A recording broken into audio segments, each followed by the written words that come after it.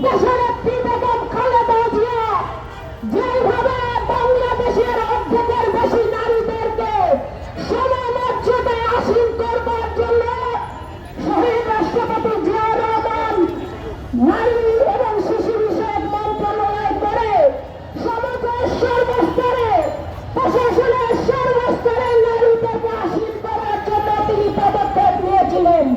তারই ধারাবাহিকতায় দেশনেত্রী বেগম খালেদা জিয়া অবৈতনিক শিক্ষা ব্যবস্থা ইন্টারমিডিয়েট পরবর্তীতে ডিগ্রি পর্যন্ত যেটা পৃথিবীতে সমর্থিত হয়েছে এবং পার্লামেন্টে তিনি ৪৫টি সংরক্ষিত নারী আসনের ব্যবস্থা করেছিলেন এবং সরাসরি মনোনয়নে দেশনেত্রী বেগম খালেদা জিয়া অনেক নারী নেতৃত্বে দিয়েছিলেন। আজকে জামাত ইসলামের কারণে এক এক করে নারীরা পিছিয়ে যাচ্ছে। এখান থেকে